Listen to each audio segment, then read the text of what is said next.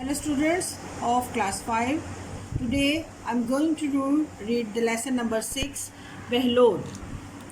Students, Behlol is a character and he is a cook in a family.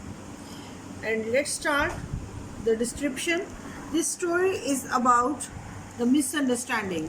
Behlol was a cook in the house where the guest came and there was the counselor and his wife, and they served the supper to them, but the hosts were doubtful about the food.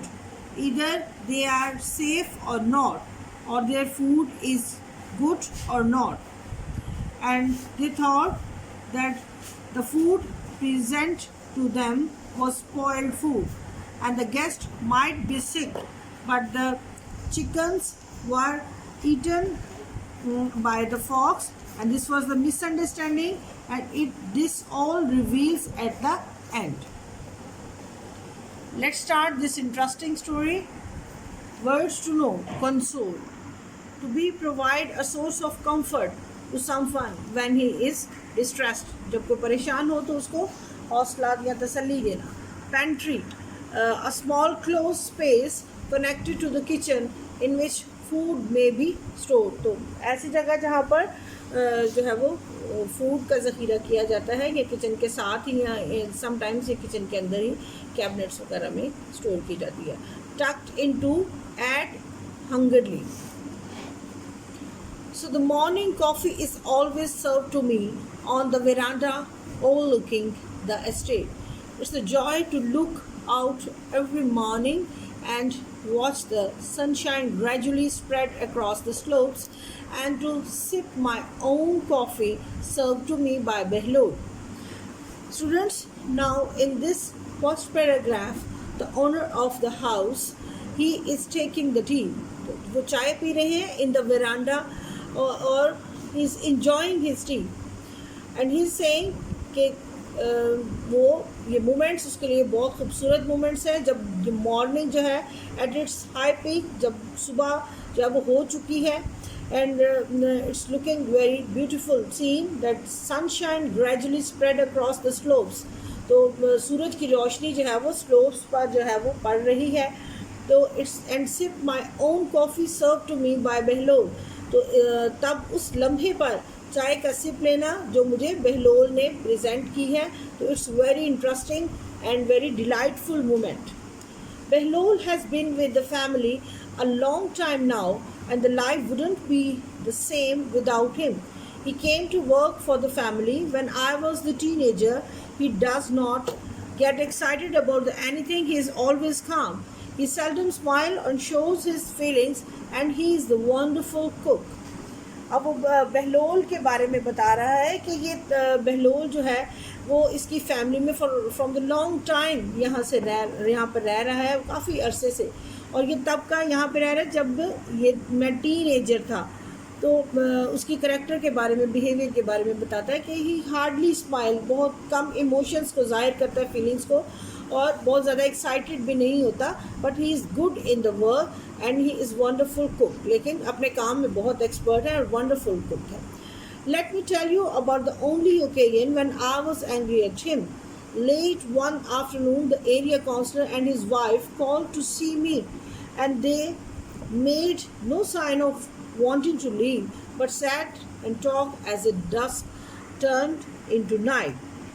तो मुझे एक दफ़ा याद है कि जब मैंने उसको थोड़ा सा डांटा तो उसमें जो है वो इस तरह से हुआ था कि काउंसलर और इसकी वाइफ तो जो है उनसे मिलने का या घर आने का उनका जो है वो इत्तेफाक हुआ.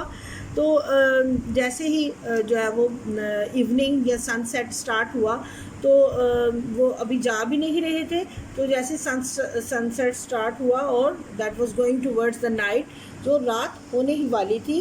And I thought I had the better offer for them for some supper, but I doubted whether we had anything suitable in the pantry.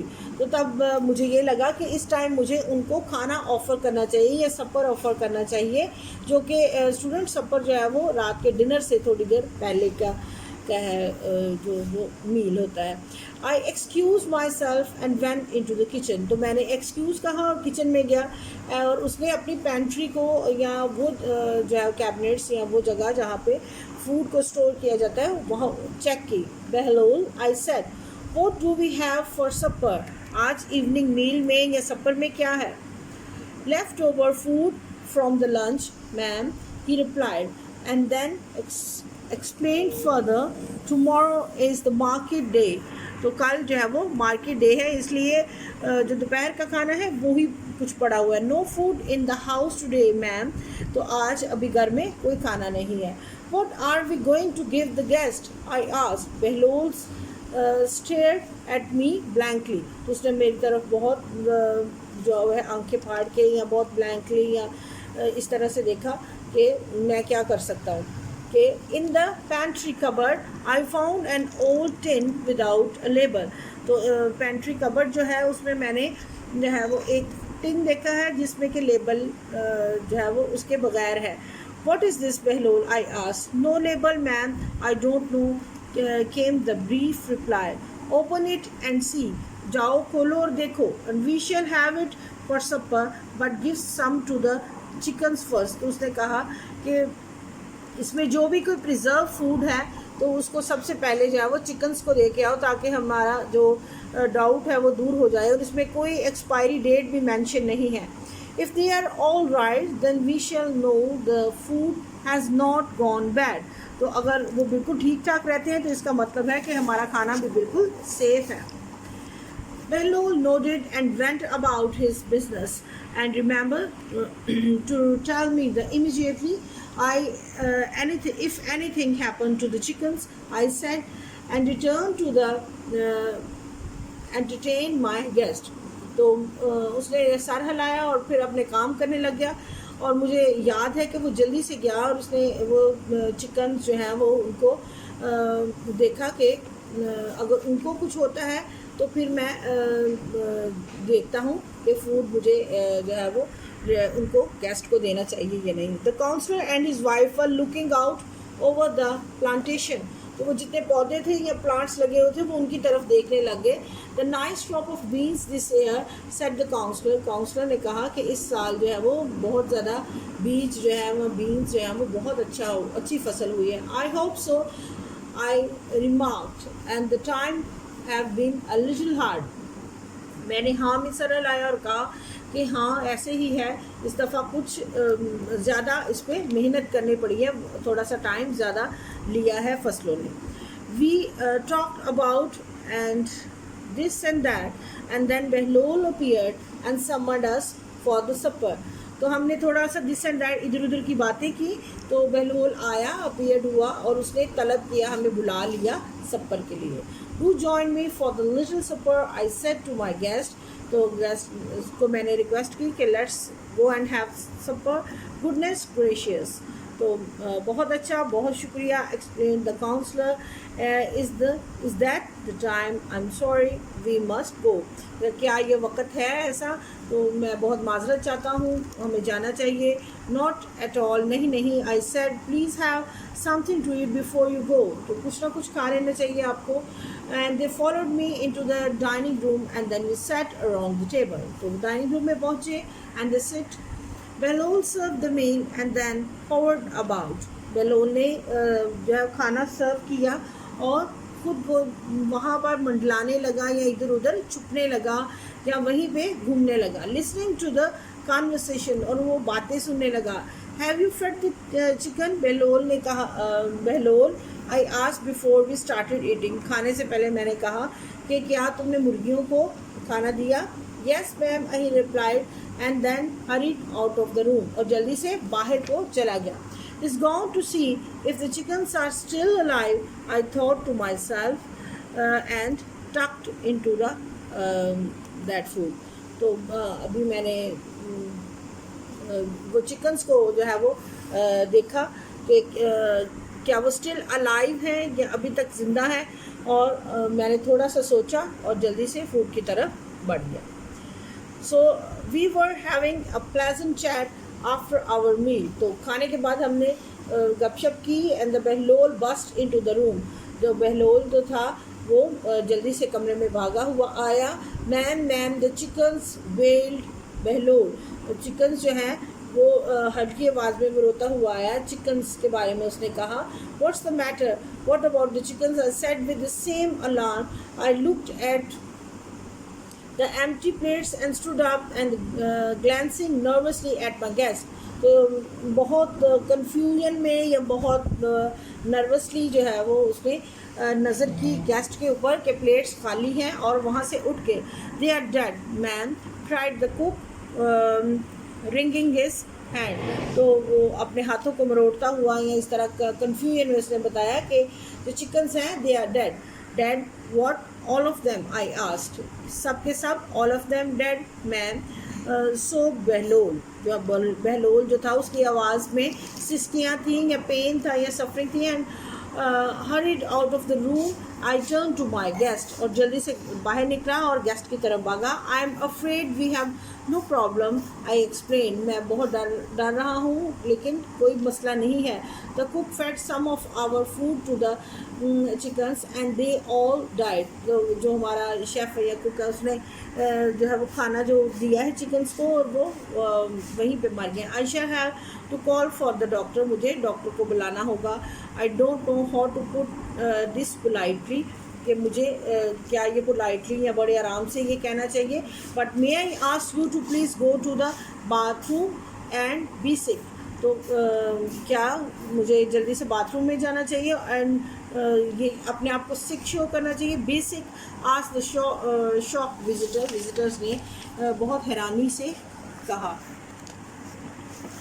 Yes, I'm terribly sorry, I said, please get rid of the food, I don't want you to suffer from the food poisoning। तो उसने कहा कि जल्दी से washroom जाएं और इस खाने को जो है वो बाहर निकालें ताकि जो है वो आपको सफरिंग ना हो, इससे परेशानी ना हो। never had they received such a request and never had I given such a advice in all my years. तो इस तरह की जो सिचुएशन है, मैंने उसने कहा कि आज तक इस तरह की रिक्वेस्ट कभी नहीं किसी को की और ना ही किसी को एडवाइस की। You can imagine the scene well enough, तो आप इस तरह के सीन को या इस तरह की सिचुएशन को इमेजिन कर सकते हैं। The house became shambles over the next half an our, तो घर में थोड़ा सा शोर मच गया, थोड़ी सी अफरा तफरी फैल गई नेक्स्ट हाफ एन आवर में। And the counsellor and his wife look very green, तो वो बहुत ज़्यादा डिफरेंट किस्म के इमोशंस ज़ाहिर शो करने लगे। I was feeling no better, मुझे भी अच्छा ना लगा। In my head the room spun around and round, तो मुझे इस तरह लगा कि रूम जो है वो ऑल अराउंड घूमने लगा। Exhausted we collapsed into the comfortable chair in the sitting room and we sat wrapped in the blanket by the fire looking into the flame and trying not to think about what had happened. I rose and went to check the bellhole. The poor man had looked so upset। तो अब इस तरह से हुआ कि जैसे वो exhausted हो गए, जब वो चले गए तो जो कुछ जो है वो हम चेयर्स पे कोलैप्स हो गए, गिर गए एक तरह के, और फिर अपने रूम में जाके ब्लैंकेट लिए और जो है वो इसी बारे में सोचने लगे कि आज ये हमारे साथ क्या हुआ है। तो जब उसने बहलूल को देखा तो was very upset. I found Bahlol sitting on the back doorstep and his head in the hand, gently rocking to and fro and whimpering softly। तो वो अपने सर पर हाथ रखे हुए बहुत ही ज़्यादा क्राई या जिसको कहते हैं कि री करना या बहुत ज़्यादा फीलिंग्स इस तरह की शो करना कि वो बहुत अपसेट है। Never mind Bahlol, I said, try to console him, बुरा नहीं मानो। तो मैंने उसे कंसोल करने की कोशिश की। इट्स नॉट योर फॉल्ट, तुम्हारी गलती नहीं। It could be helped, I am sure our visitors will be all right, मुझे यकीन है कि हमारे विजिटर्स भी अच्छे होंगे। Bahlol looked up at me with the tear filled eyes, तो उसकी आंखों में आंसू थे जब उसने मेरी तरफ देखा। I suppose we had better collect up the chickens now, I suggest, मुझे लगा कि मैंने जो चिकन्स हैं उनको कलेक्ट करना चाहिए। And the Bahlol gave me a blank look, उसने मेरी तरफ जो है वो आंखें खोल कर देखा। And the chickens Bahlol, I complained they should not be left lying around. Where are they? तो उन्हें वहाँ नहीं छोड़कर आना चाहिए था. कहाँ पर? Chickens, ma'am, asked Behlul. How can we find the chickens? किस तरह वो मिलेंगे? Well, where did they die? कहाँ वो मर गए? I asked. They must be in the backyard somewhere. तो वो घर की पिछली साइड पे बैकयार्ड पे थे. No ma'am, said Behlul. The chickens are not there. I told you they are dead. मैंने आपको बताया कि वो मर चुके हैं. Yes Behlul, I said with some irritation, but where are they? मुझे पता है, लेकिन मैंने कुछ थोड़ी सी इरिटेट होकर या थोड़ी सी घबरा कर या थोड़ी सी परेशान होकर कहा कि कहाँ हैं. I don't know, said Behlul. The fox killed them and took them away somewhere. Fox ने उनको मार दिया और कहीं ले गए. Did they not die of food poisoning? I asked. क्या वो food poisoning से नहीं मरे? No ma'am, said Behlul. The fox killed them. Fox ने उनको मार दिया. I took a deep breath. तब मैंने एक लंबी आह ली. And I was too weak to attack the man. तो मैं बहुत ज़्यादा अपसेट या वीक थी कि अब उसको क्या कहूँ. I turned and walked unsteadily into the house. तो मैं डामाडोल होकर या डगमगाते हुए आहिस्ता आहिस्ता कमरे की जानिब आ गई. I had some explaining to do and an apology to make. तो अब मेरे पास कुछ आर्गूमेंट्स थे, अब कुछ मेरे पास कुछ राय थी कि मैं कुछ एक्सप्लेन कर सकूं और अपोलोजाइज कर सकूं, उनको एक्सक्यूज़ कर सकूं. So this was all about this story. Okay, take care.